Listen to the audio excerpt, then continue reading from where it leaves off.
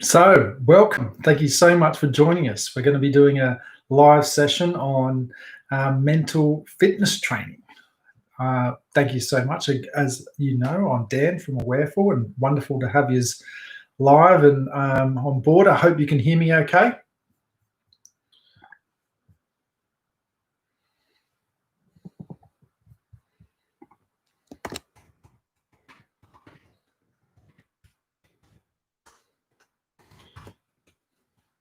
Welcome. So, again, thank you. Now, this 30 minutes and every Tuesday. And what I'm hoping to do is continue to evolve this practice for you. So all the sessions are live and free and on YouTube. You're very welcome just to subscribe to the channel. Awesome. All right, Andrew, how are you, mate? To subscribe to the channel so you get a lovely update every now and again when we do go live. I'll be doing some stuff during the week as well, so it's not just every Tuesday. But so this 30 minutes is going to be dedicated to understanding a little bit about what mental health is, the definition behind it. We're going to be looking at sort of what the World Health Organization looks at what mental health really is. And also some techniques that we can begin to evolve to get a little bit better at managing our mental health, I guess, or what we call positive mental health solutions. So we are going to do a little, I guess, systematic mind training, or the much shorter word is what we call a meditation. Apologies if the internet gets a little unstable. I've got no idea why it does it, but occasionally, every now and again, it just sort of seems to drop out. Sometimes you can hear my audio, sometimes the video goes. Anyway, I do apologize if it does go a little bit, whatever happens when the internet drops a little bit. I forgot there's a word for it, but it's completely gone from me. So defining mental health, I think that's a wonderful place to start.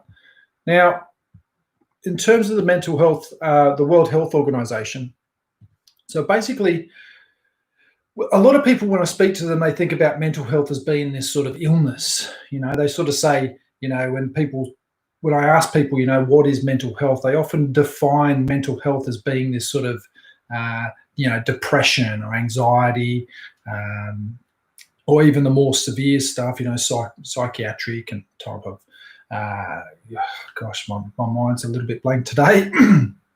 Things like bipolar disorder and things like split personality disorder and things like that. But in general, when we talk about mental health, a lot of people tend to go directly for sort of the problems of mental health, or the what happens if we're not managing our mental health properly. These are sort of the symptoms of poor management, I guess, in a good thing. And if you could think about that as sort of like from a health version thing, so putting on weight is when you're not managing your diet well.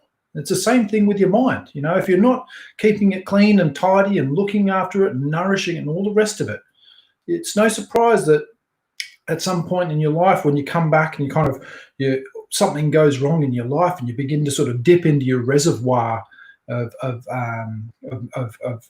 your mindfulness or mental health, but it's all dry because we never really got taught how to build that reservoir, to really create any sort of reservoir, any sort of holding for when things start to go wrong. So as for the World Health Organization, mental health, they define as being purely and predominantly around well-being. It has nothing to do with illnesses, and it's a measure of your well-being, and that's how they describe it. So they say good mental health is related to mental and psychological well-being.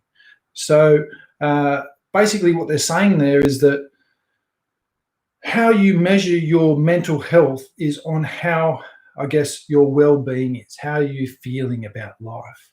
There was a much more, I love the bit from, what do you call it? Blah, blah, blah, blah.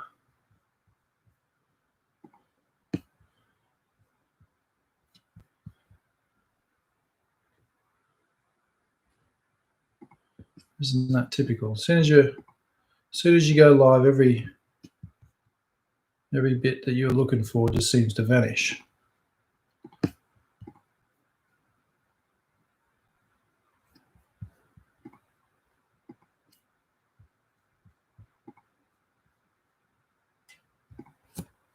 I don't know where it's gone. Anyway, moving on. So basically, mental health is all around this beginning to manage our well-being, or understand when our mental health is starting to take a bit of a dip, or our mental well-being is starting to take a bit of a dip anyway, and because ever since we can remember, we were always taught to be tough. Growing up, we were sort of instilled this toughness. We were told to be strong for everyone else and put everyone else first. Especially if you're working in management roles or leadership roles. In fact, we're all leaders, and everyone expects us to be strong and resilient and dynamic, and always take what life puts in front of us. People probably see you as the best way to deal with challenges and problems, the one that people tend to come to for guidance or reassurance when their mental health takes a bit of a dip. You're known as someone with strength. And some of the people I speak to, in particular people like nurses and carers and things like that, they tend to get so much things like, fair play to you, I don't know how you do it, or it's amazing what you're doing. And when people sort of set this expectation that what we're doing is benefiting them, we tend to really reinforce this expectation that we should be here supporting everyone else, but never really supporting ourselves. And when we start to feel agitated, or maybe we're not sleeping so well, or maybe too well sometimes, and maybe we start to forget about things and begin to doubt our own capability. Maybe we feel like, you just don't care as much anymore. And this begins to grow if we let it. So you can begin to feel like you can't take it anymore. You feel like you've had too much of everything and you just need a break from the world. And sometimes it just feels like an eternity since you had a little bit of silence or some space just to appreciate how you were feeling. So you feel like you need a break from all the people who expect too much from you, a break from all the burdens you've been carrying for too long. You feel like you need a break from being strong. Because you got tired. No, actually, you're probably exhausted. And I'm not just talking about this sort of idea of physical exhaustion here. You are mentally exhausted. You're tired in a way that you can't even remember. And people often admire everything that you're capable of. They admire your strength and your bravery. They admire the fact that you're always available and helpful, but never really ask how you are. You may even be feeling tired of meeting people's expectations. Now, people feel like it's often when our mental health is taking a dip, that it's even tough just putting a smile on our face sometimes. And even that is a sign of strength, just to put that smile on there for other people's expectations. And often when we do that smile, sometimes it's even just out of a sign of hope rather than anything else for a better, sunnier day. So we can begin to feel tired of telling people that we're okay, when inside it's far from it. So what we need when we start to feel like that is another you. I'm only messing. There's loads of scope for help. Although quite often it's our strength which plays into that trap. That I don't need it. I'll get through it. That strong, brave type. That we don't want people to think that we aren't strong as well, is another problem of ours. So we want people to see us as being strong and available and helpful and dynamic. Well, let me tell you one thing. There is absolutely nothing wrong with craving for someone to help you as you help others. And right now, recognizing that you don't have to, and right now what I want you is the important thing is not recognizing that you don't have to be strong all the time. There's nothing wrong in feeling like you've had too much and you just can't take it anymore. I would say that everyone I've met has been in scenarios where they felt like that.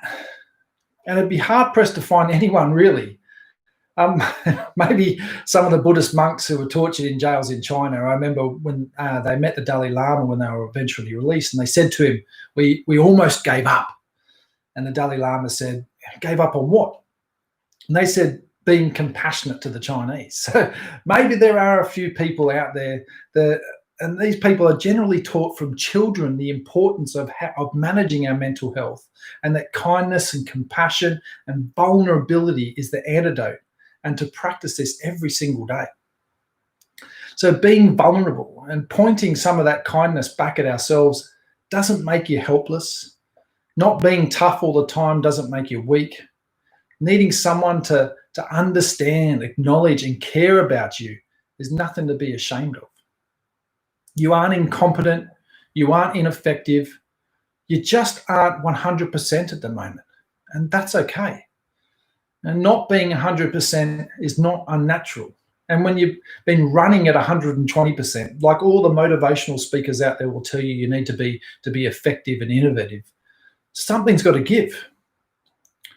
So what you need to remember is that you are a human being, that you're made of human parts, of bones and muscles and skin and a big old heart. And then you also have emotions too that you need to be tended to. So remember, you're allowed to feel all the things you've been feeling lately. You're allowed to be exhausted and tired.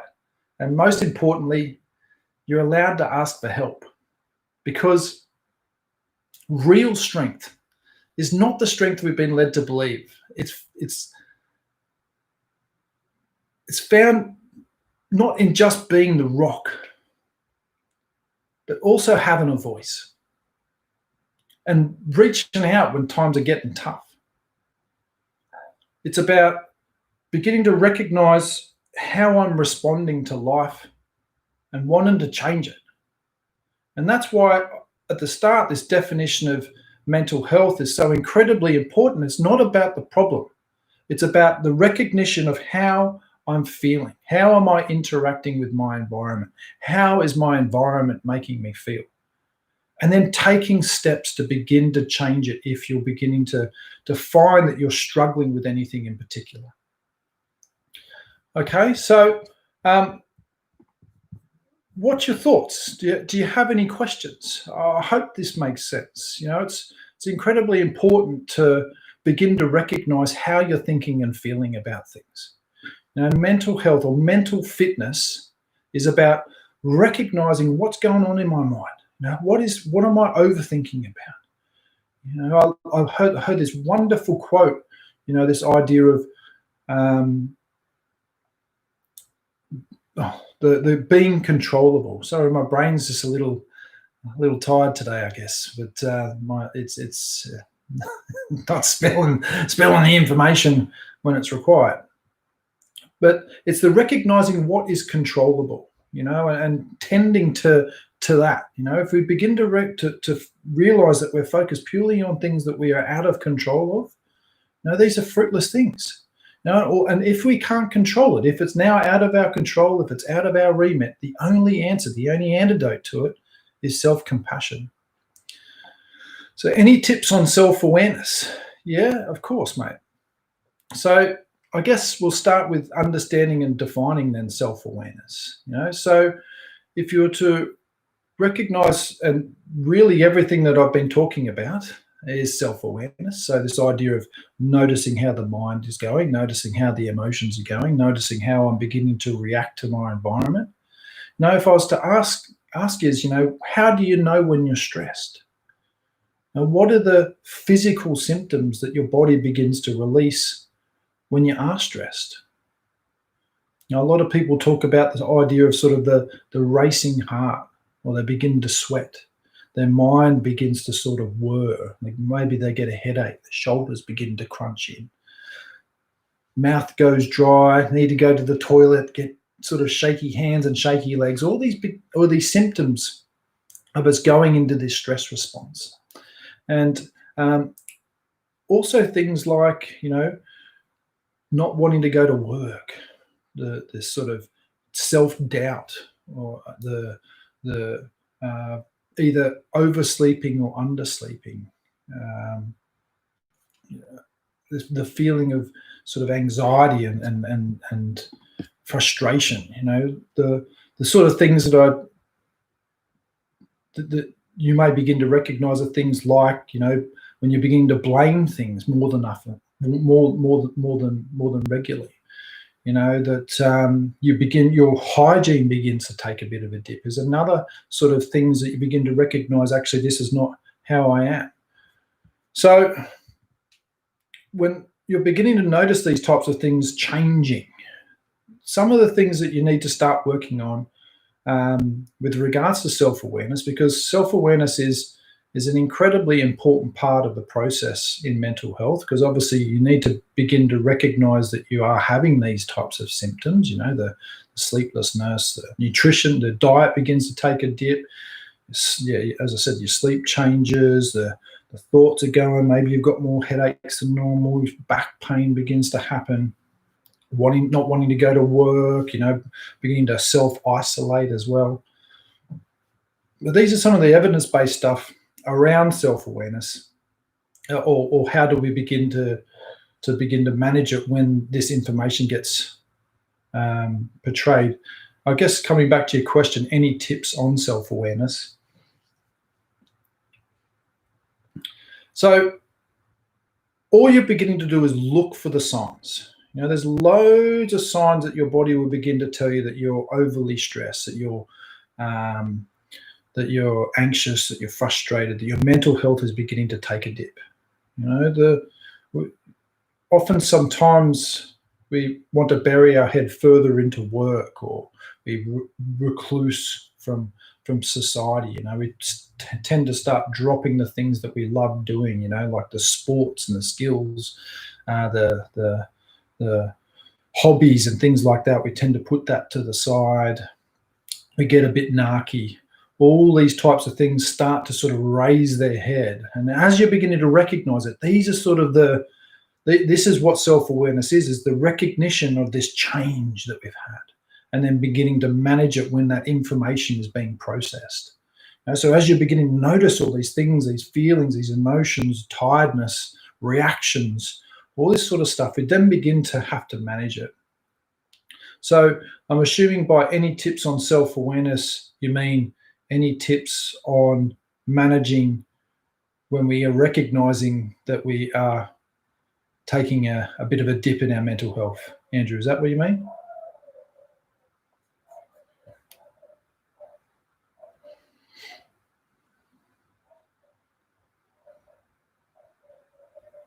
Well, whilst I'm waiting for the answer, there's loads of ways that we can begin to manage our mental health effectively. And we're going to do one little practice just now. It's called 7-11 breathing. Now, this is okay, awesome. Thanks, mate. So 7-11 breathing. Now, it's all about, it's only going to take a couple of minutes for you to get an idea of how to practice this. And you only need to do it, or you can do it a couple of times a day. But it's wonderful, as you're feeling stressed or anxious, to begin to do these little practices, okay? So this one in particular, 7-11 breathing. So wherever you are, what I want you to do is just get yourself comfortable. Now, 7-11 breathing, we count in for 7 and we count out for 11.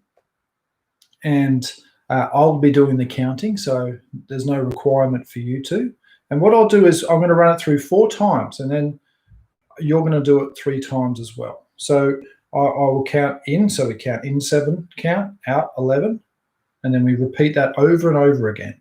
And what this practice is doing is beginning to stimulate. We have this sort of parasympathetic system, which is what they call sort of the balancing system, and why a lot of the breathing techniques work so well, because it's beginning to sort of tap into the vagus nerve. There's been a huge rise in interest in people wanting to do the breathing practices, which breathing practices are wonderful. I think A lot of the time they can be just a bit of a band-aid, that we think we use the breathing practice as a distraction from hurting, which is not really what we should be doing. We should really be beginning to learn and reflect and understand what we're getting reactive to, rather than just sort of distracting ourselves with something that makes us feel good temporarily. But this breathing practice we're looking at today, very similar, so again, unfortunately, it is a wonderful distraction, as you'll find with a lot of these breathing practices. But ultimately, to begin to manage your mental health better, it's about, that's okay, Linda, no worries at all. With managing our mental health properly, it goes beyond just using another tool for distraction. The breath and things like that will bring you back to base, but it doesn't resolve the situation for you. When we begin to sort of work on what our well-being is, it's about beginning to when we bring our body into balance, we then begin to work with how we're thinking and feeling about things. So we begin to sort of reflect on what's made us upset and all that sort of stuff. And that's an incredibly important part of the practice, which is why in the Tibetan Buddhist world, they have shamatha and vipassana. So shamatha, calming of the mind, which is the breathing practices, so like in Tibetan Buddhism, they have single-pointed focus. So you're focusing on the breath of the body, or some mantra, or visualizing something in front of you and just keeping single-pointed focus. And then as the mind calms, that's why the Vipassana is so important, because that's the analytical reflection on what's happened. This is your opportunity to begin to reflect on what's happened. Apologies, Andrew, very long-winded answer. Let's have a look at this 7-11 breathing. Coming back, you'll find sometimes I will divert, and I do apologize. I hope you get something beneficial from it. But yeah, so coming back, so this 7-11 breathing. Now, importantly, you may have heard of diaphragmatic breathing before. Basically, what that is, if you can imagine your stomach being like a balloon, and I want you to imagine as you're breathing, you're sort of blowing this balloon up, which is sort of down in the stomach area. Okay, so you're just sort of blowing the balloon up. Now, it's good to use your lips for this one. So we breathe in through the nose and we breathe out through the mouth, but you don't need to make some crazy noises. You don't need to make loud, crazy noises. It's just in normally, out normally. But the out breath, because it's extended, not only is it getting rid of all the stale air in the lungs, which again they show as sort of helps. It helps with the replenishment of oxygen in the body and re-energizing us and all the rest of it. But also, as we're breathing out, it stimulates a lot of the vagus system around the back and the lips and sort of in the diaphragm, the vagus nerves all the way down in the diaphragm too, which is why they want you to do the diaphragmatic breathing. And so can't really, it's no point me turning around, but if you can imagine you're blowing up a balloon, and that's all we're doing. Okay, so with me, so when you're ready, so breathing in for 1, 2, 3, 4, 5, 6, 7, out 1, 2, 3, 4, 5, 6, 7, 8, 9, 10, 11. In 1, 2, 3, 4, 5, 6, 7, out 1, 2, 3, 4, 5, 6, 7, 8, 9, 10, 11. In 1, 2, 3, 4, 5, 6, 7. Out 1, 2, 3, 4, 5, 6, 7, 8, 9, 10, 11. I'm going to do one more. 1, 2, 3, 4, 6, 7. And out 1, 2, 3, 4, 5, 6, 7, 8, 9, 10, 11. Okay, so now over to you. I want you to do it 3 times or 4 times, totally up to you. Remember, breathing in, going to go in through the nose, going to breathe out through the lips, count 7 in, count 11 out, trying to do the diaphragmatic breathing as best as you can. It's okay to suck at it right now. This could be the first time you've ever done it. Sucking is perfect, okay? As long as you're trying, and that's the most important part, okay? So we're breathing in for 1, oh, it's over to you, sorry.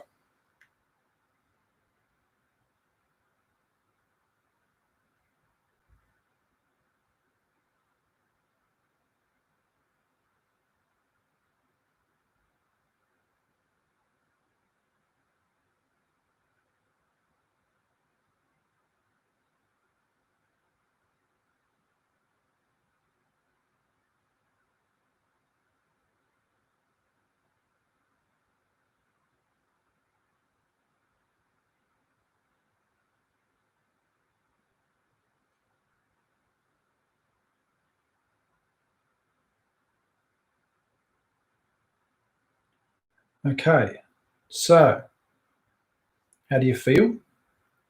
Maybe noticing a bit of a change, feel a little bit lightheaded, feel like energy changes a little bit, you feel a little bit calmer. Yeah, and all that's done in 2 minutes. All right, now this practice in particular, we can extend it for even longer. Okay, so you can do it 2, 3, 4 minutes if you want to. You can do it as often as you'd like. You know, it's only breathing. You know, and all you're doing is breathing. That's all you're doing. Now, I've been asked a few times on that one: is it okay to drive on it? Yeah, of course. It's not alcohol. It's just breath. Obviously, don't do that with your eyes closed while you're driving. Okay, so that's a simple practice. So as you're recognizing that you're stressed, you're recognizing that you're anxious, you're just going to bring some attention onto your breath and just sit there. You can do that wherever you want, extending the stomach, breathing in for 7, breathing out for 11, and it just begins to calm you down. And what begins to happen is you calm you down and your rational mind begins to kick back in again. You know, this is the part where it's important not to just sort of, oh, awesome. Thank you, Linda. Wonderful that you've found it a little calmer. Your rational brain begins to kick in, and this is when the important part of beginning to sort of process that information. So as we calm down, we begin to sort of ask ourselves some questions, and this is what we're going to be exploring over the weeks, is sort of not only this idea of how the what happens as we get that we're recognizing the mental health taking a bit of a dip, you know, so the self-awareness piece.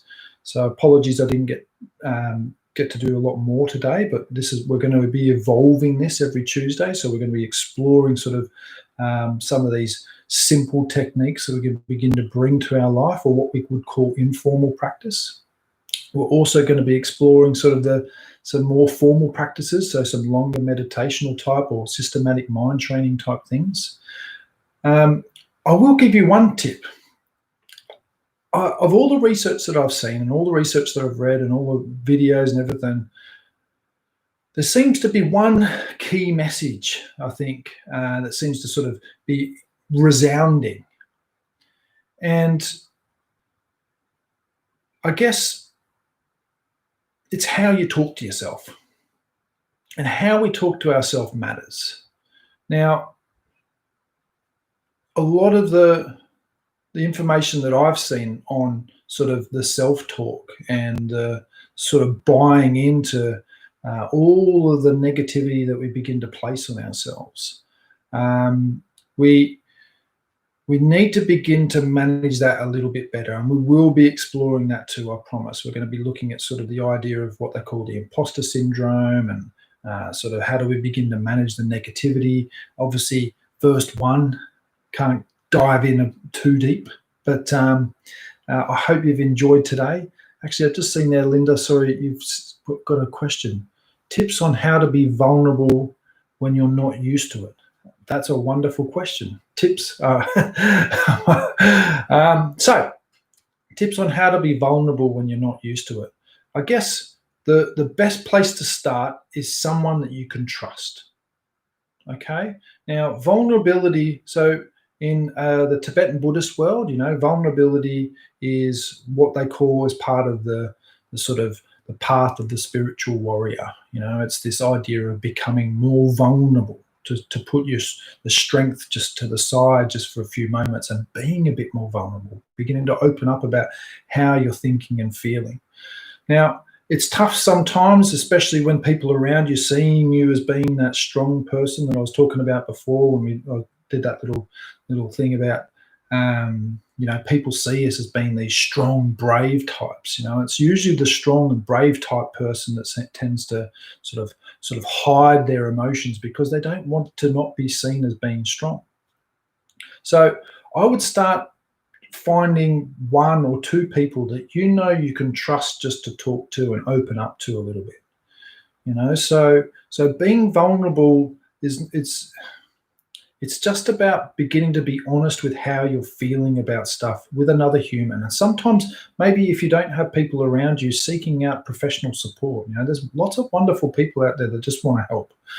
You know, so being vulnerable, it is again, it's a bit of a process, because unfortunately it's not something they teach you at school. In fact, I'm pretty sure they teach you outside of it, like the outs. They don't. It's not vulnerability, if that makes sense. It's not about that.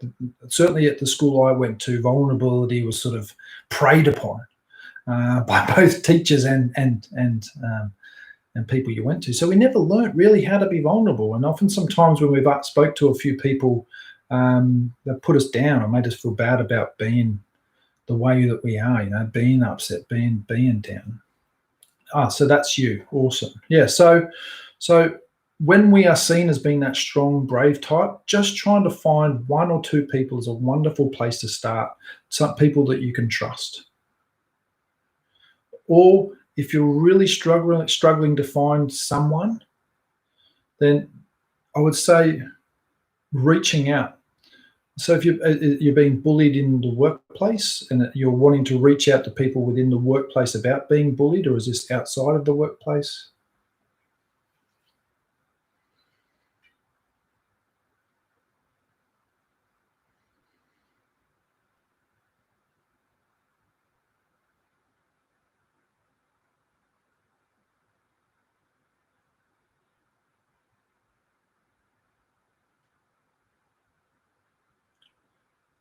And I suppose what I'll do, Linda, I'll leave my email address, and you can get in contact with me, because it's probably something that maybe we shouldn't discuss.